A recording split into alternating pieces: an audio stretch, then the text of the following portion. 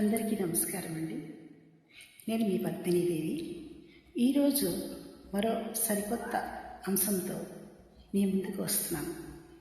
అది ఏంటి అంటే, మనలో చాలామంది అంటుంటారు ఏంటి అంటే, మా పిల్లలు మొబైల్ ఫోన్కి చాలా ఎడిక్ట్ అయిపోయారండి.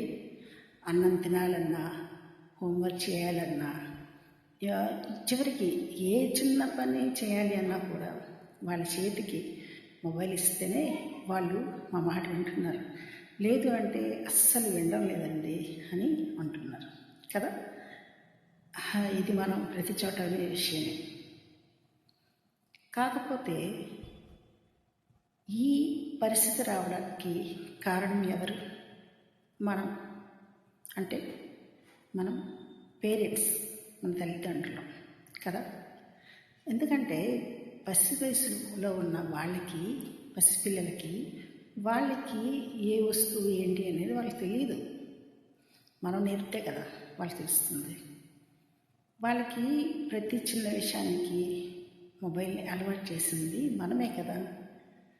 మన పనులు సజావుగా సాగుతాయి, వాళ్ళకి ఒక మొబైల్ ఇచ్చేస్తే వాళ్ళకు పక్కన వాడుకొని ఉంటారు, మన పని మనం చేసుకోవచ్చు అనేసి మనం వాళ్ళకి అలవాటు చేస్తాం.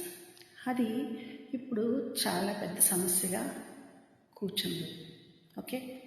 కాకపోతే ప్రతి సమస్యకి కూడా తప్పకుండా ఒక పరిష్కారం ఉంటుంది. శతకోటి సమస్యలకు అనంతకోటి పరిష్కారాలు. అదే అనంతకోటి దరిద్రాలకు శతకోటి పరిష్కారాలు, ఇలా ఉంటుంది కదా సామెత. అంటే ఎన్ని సమస్యలకైనా కూడా ఒక ఏదో ఒకటి సొల్యూషన్ అంటూ లేకుండా పోతుంది కదా. అయితే ఆ సొల్యూషన్ అనేది, ఆ సమస్య ఎవరి ద్వారా వచ్చిందో వాళ్ళ ద్వారానే పోతుంది. ఓకే. మొక్కై వంగినది మానే వంగదు, ఈ సామెత అందరికీ తెలిసిందే కదా. మన పిల్లలు పసిపిల్లగా ఉన్నప్పుడు వాళ్ళని మనం కంట్రోల్ పెట్టుకోలేకపోతే వాళ్ళు పెరిగి పెద్ద అయిన తర్వాత మనం వాళ్ళని పంచగలమా? మన మాట వినేటట్లు చేసుకోగలమా? లేదు కదా. ఇది చాలా కష్టం, ఇది అందరికీ తెలుసు.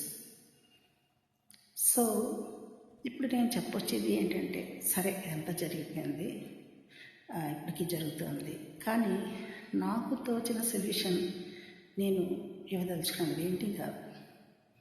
మనం స్కూల్లో పిల్లలకి, నర్సరీ, ఎల్కేజీ, యూకేజీ పిల్లలకి రైమ్స్ చెప్తూ ఉంటారు స్కూల్లో.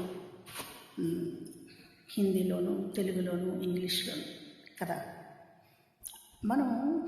మన పేరెంట్స్, తల్లి కానీ తండ్రి కానీ, మీరు ఏదో ఒక టైంలో ఆ రైమ్స్ని మీ పిల్లలకి విత్ యాక్షన్ నార్మల్గా నేర్పిస్తే నార్మల్లీ పిల్లలకి ఎంత బాగా వంట పట్టు. సో మనం ఏంటంటే ఈవెన్ స్కూల్స్లో కూడా అందుకే విత్ యాక్షన్ నేర్పిస్తారు. అలా అయితే వాళ్ళ మైండ్లో అది అంటే ఒక దీనిలా రికార్డ్ అయిపోతుంది. సో దట్ వాళ్ళు అంత వేరంగా మర్చిపోరు. అంతేకాదు, వాళ్ళు వాళ్ళ తాలూకా చిన్న చిన్న చేతులతో యాక్షన్ చేస్తూ ఆ రైమ్స్ని మనకి తిరిగి అప్పచెప్పినప్పుడు చూస్తుంటే మనకి చాలా హ్యాపీ అనిపిస్తుంది కదా. కావాలంటే మీరు చేసి చూడండి. నేను మీకు నాకు తెలిసిన కొన్ని రైమ్స్ని విత్ యాక్షన్ నేను ఇక్కడ చేసి చూపిస్తాను. తెలుగు, హిందీ, ఇంగ్లీష్. ఓకేనా. మీరు తల్లి కానీ తండ్రి కానీ ఆ రైమ్స్ని నేర్చుకొని విత్ యాక్షన్ మీ పిల్లలకి నేర్పించండి. రోజుకొకటి చెప్పను.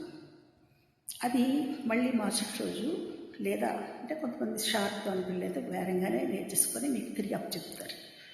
అప్పుడు మీరు మీ కళలో సన్నివేశాన్ని చూసినప్పుడు వచ్చే అనుభూతిని వర్ణించలేనిది.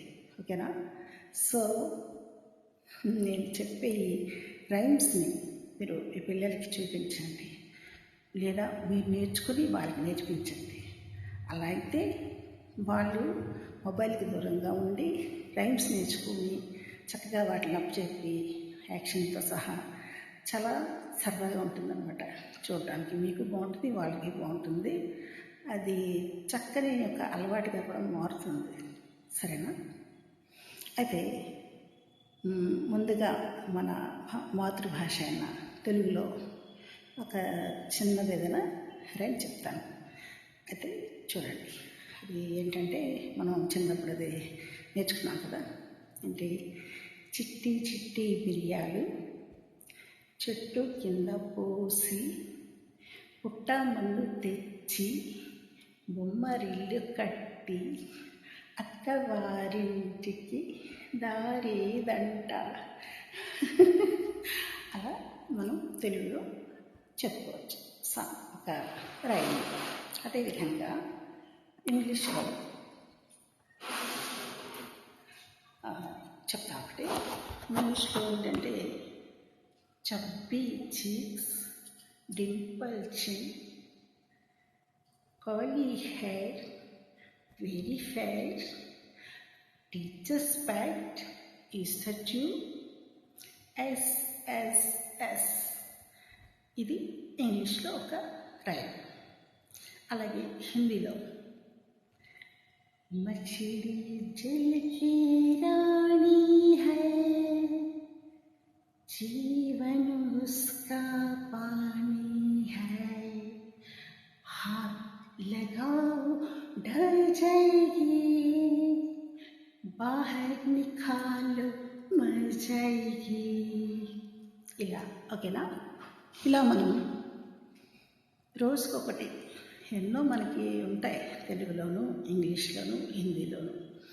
ఓకే, ఈ రైమ్స్ని మనం చక్కగా వాళ్ళకి యాక్షన్తో సహా నేర్పించి మీరు వాటిని తిరిగి మాకు అప్పచెప్పండి అంటే తప్పకుండా వాళ్ళు నేర్చుకుంటారు. నేర్చుకుని మనకి అప్పచెప్తారు. వాళ్ళు బుజ్జి చేతులతో యాక్షన్ చేస్తూ చెప్తూ ఉంటే ఎంత బాగుంటుంది. వాటిని కాబట్టి మీరు వీడియో తీసి మళ్ళీ వాళ్ళకి చూపించండి. వాళ్ళు కూడా సరదా పడతారు, మళ్ళీ నేర్చుకోవడానికి ముందుకు వస్తారు. సో ఇది నాకు ఈ చిన్నవాడికి తట్టిన సొల్యూషన్ అండి. మీరు ఒకవేళ నచ్చితే ఇది ఫాలో అవ్వండి, అదర్వైజ్ లేదు. బట్ ఏదో నాకు చెప్పాలనిపించింది చెప్పాను. ధన్యవాదములు. పద్మినీదేవి.